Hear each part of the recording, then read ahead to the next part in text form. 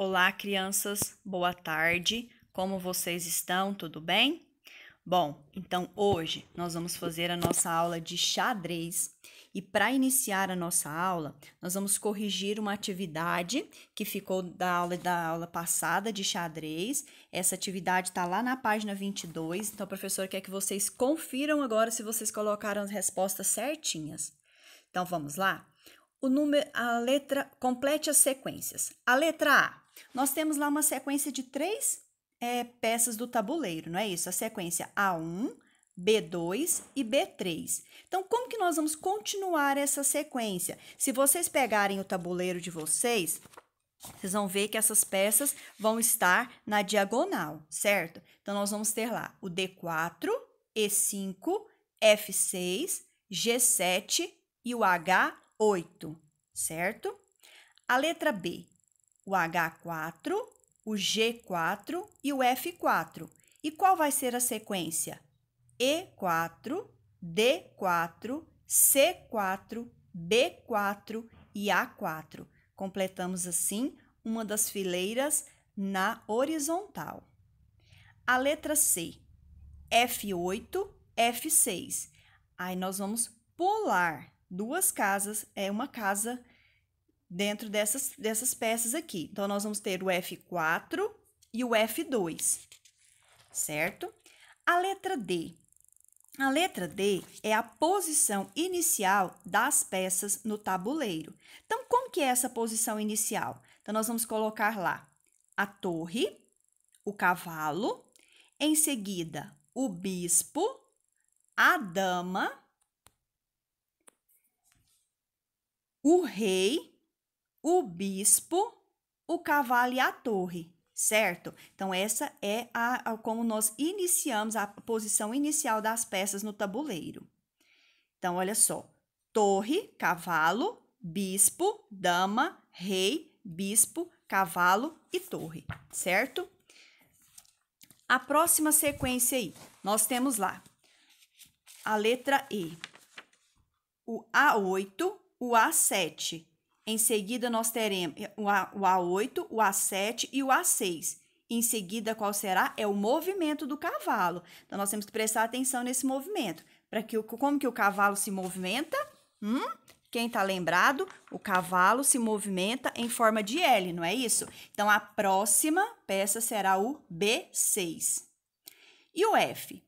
E5 e F5. Nessa atividade, nós temos mais que essa, a professora colocou aqui para vocês o G5 e o G6, mas existem outras possibilidades de movimento do cavalo também. Poderia ser o F4 e o F3, poderia ser o F6 e o F7, o G5 e o G4 seriam outras possibilidades também que nós teríamos de movimento do cavalo. Então, quem colocou essas outras possibilidades aí, além do G5 e do G6, também está correto, certo?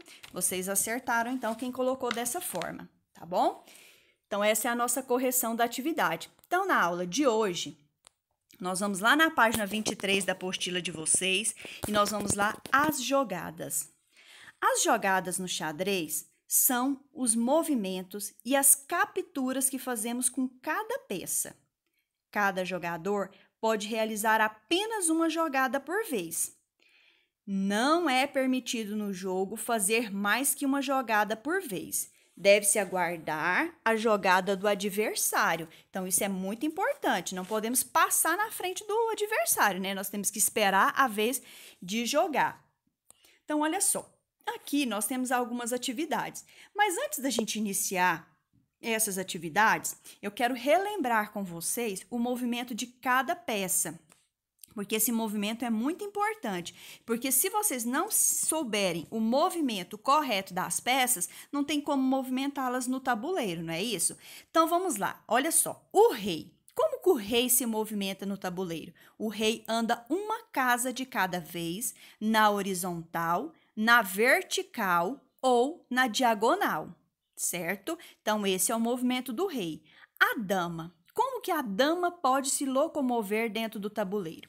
Ela pode se locomover para todos os lados e em todas as direções. Ela pode capturar na horizontal, na vertical e diagonal.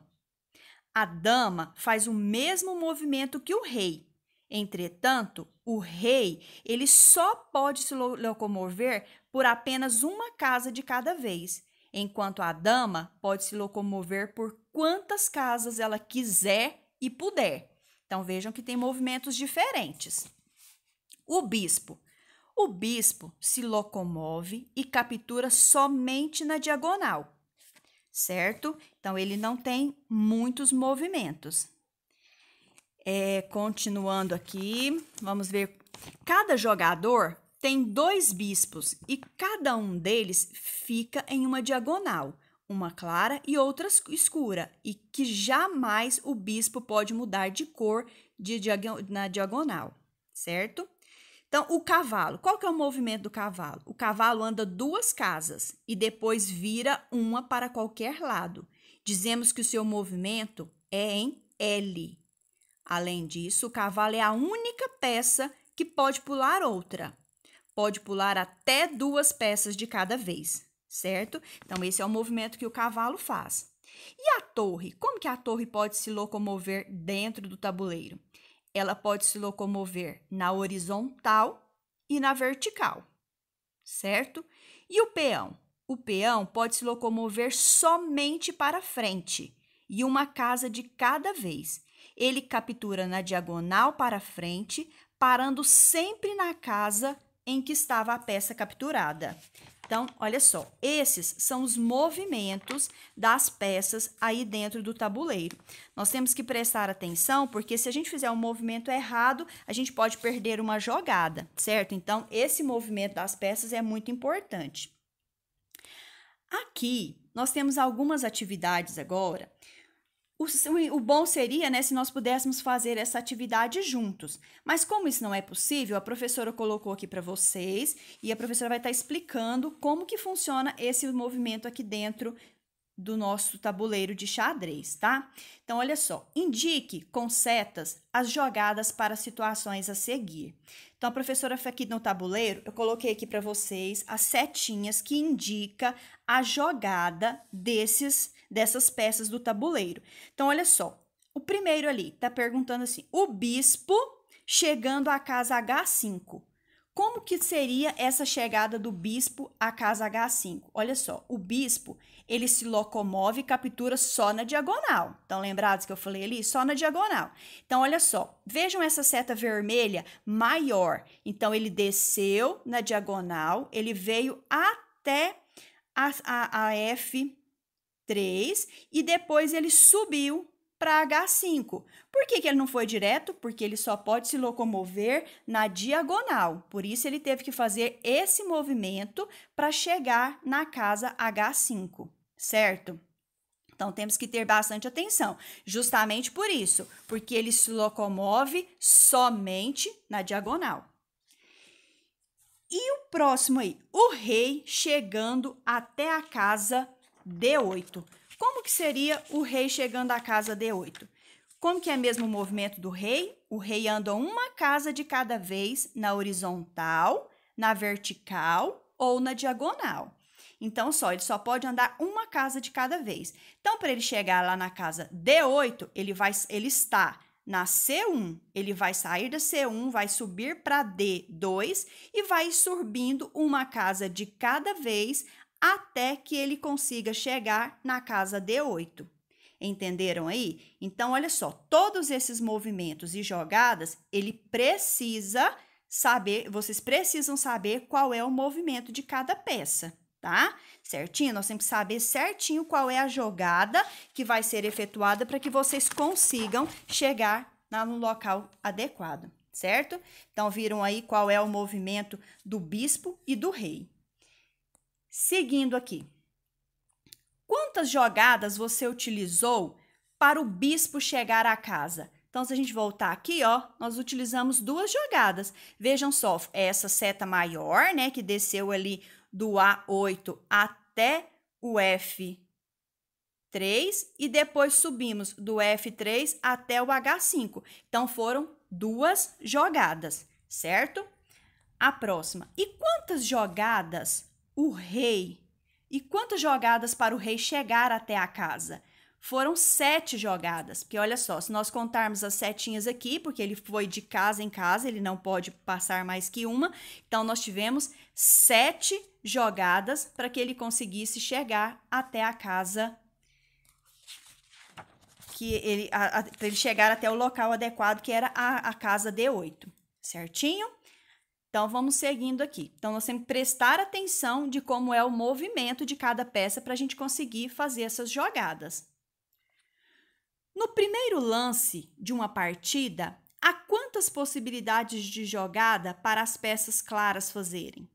Lembrem-se de que em seu primeiro lance, o peão pode pular 1 ou 2 casas. Então, olha só, as peças claras. O número de jogadas que nós vamos conseguir fazer no início, na primeira partida, serão 20 jogadas. Certo? Então, olha só a quantidade de jogadas que é possível se fazer com as peças claras no início da partida. Quais foram as peças claras que puderam fazer as primeiras jogadas? Então, olha só, nas primeiras jogadas aqui, somente os peões e os cavalos puderam fazer esse movimento aqui.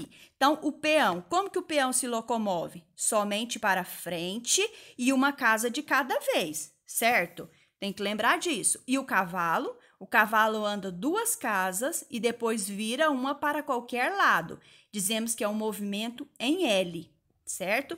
Então, por isso, as peças claras puderam fazer a primeira jogada. Quantas peças? Quais foram as peças claras que puderam fazer as primeiras jogadas? Os peões e os cavalos, tá? Somente esses 2 puderam fazer as primeiras jogadas. Agora, o número 3. Descubra as melhores jogadas no diagrama a seguir. Representações gráficas. Bom, o diagrama, né, é a representação gráfica. É esse tabuleiro aqui, onde nós temos letras e números que representam as casas do tabuleiro, certo? Então, olha só, aqui nós temos aí algumas peças distribuídas dentro do nosso tabuleiro. Então, aí a letra A está lá assim, qual seria a melhor jogada para as peças claras nesse diagrama? Então, nós temos aqui 2 peças claras, não temos? O rei e o bispo, certo? O rei e o bispo, não. Nós temos o rei e o peão, que são as 2 peças claras que nós temos aqui, não é isso? Então, olha só, qual seria a melhor jogada? Capturar o bispo, certo? Então, essa seria a melhor jogada nesse momento. Seria a torre capturar o bispo, certo? Então, é uma jogada bem interessante. Olha só, foi a captura da torre e do bispo, capturando o bispo. E para as peças escuras, qual seria a melhor jogada? Nós temos 3 peças escuras aqui no nosso tabuleiro. Então, qual seria a melhor jogada? Retirar o bispo para uma casa na qual não possa ser capturado. Então, olha só, teríamos que pegar o bispo que está aqui na casa H4 e colocá-lo em outra posição. O bispo pode se locomover somente na diagonal. Então, nós iríamos locomover o bispo para uma outra casa para que ele pudesse não ser capturado. Então, seria a melhor jogada para esse jogo aí. E agora, no próximo tabuleiro, nós temos um outro tabuleiro aqui. Vamos ver. E no tabuleiro abaixo, qual seria a melhor jogada para as peças claras? E por quê? Olha só, nós temos aqui também 2 peças claras ali. Nós temos o rei e a dama, não é isso? Olha só, vejam lá, o rei e a dama que nós temos ali como peças claras. Então, capturar a torre, a melhor jogada seria capturar a torre. Por quê? Senão o jogador poderá perder a dama. Então, o que seria feito nessa jogada? Capturar a torre, certo? Então, se ele capturando a torre, ele não vai perder a sua dama, certo? Então, vamos lembrar lá, qual que é o movimento da torre? A torre pode se locomover na horizontal e na vertical, certo? E a dama, como que ela pode se locomover? Para todos os lados e em todas as direções, certo? Então, e para as peças escuras? Qual que seria a melhor opção de jogada? Capturar a dama, porque ela pode usar em todas as direções, então se capturasse a dama seria a melhor jogada para essa partida nesse momento, certo?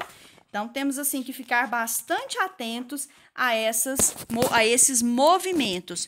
Tudo dentro do tabuleiro, nós temos que sempre lembrar desse movimento que é feito com as peças, certo? Então eu quero que vocês deem uma olhadinha.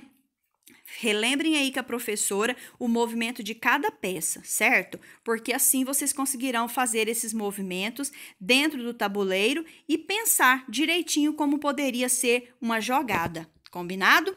Olha só, aqui na página 26 é hora de jogar. Essa jogada, essa página, nós vamos ter que pular, porque nós não temos o tabuleiro, então não tem como a gente estar jogando o xadrez aqui agora, tá? Então, nós vamos ter que fazer isso só quando a gente retornar lá para a escola. Então, olha só, essa página nós vamos pular e nós vamos fazê-la posteriormente. Agora, nós temos aqui uma tarefa de casa que vocês vão fazer. Olha só, escolha as melhores jogadas no diagrama abaixo e explique por que escolheu essa jogada. Então, nós temos aqui alguns tabuleiros, ó. Nós temos o A, o B, o C, o D, o E e o F, certo? Alguns tabuleiros para vocês observarem as peças que estão aí dentro do tabuleiro. Vocês vão analisar as peças e vão me dizer qual é a melhor jogada para cada um deles, certo? Então, vocês vão colocar qual é a melhor jogada do tabuleiro A, jogam as peças... Ó, aqui no tabuleiro A, jogam as peças claras. No B, jogam só as peças escuras. No C, as claras. No D, as peças claras. No E, as peças escuras e na letra F, jogam as peças claras. Então, vocês vão observar direitinho e ver qual o movimento que vocês vão conseguir fazer com essas peças aqui dentro. O número 2. Descubra qual é o mínimo de jogadas necessárias para as claras capturarem uma peça. E aí, quais seriam essas jogadas e essa peça? Então, vamos ver se vocês conseguem resolver essas atividades aí em casa, tá? Na nossa próxima aula, a professora traz a correção para vocês dessa atividade. Mas não deixa para ficar só na correção, não. Quero que vocês pensem, reflitam e vejam como são essas jogadas, analisem o movimento de cada peça para que vocês consigam fazer as jogadas certinhas, tanto das peças claras quanto das peças mais escuras. Combinado? Então, um beijo e até a nossa próxima aula. Tchau!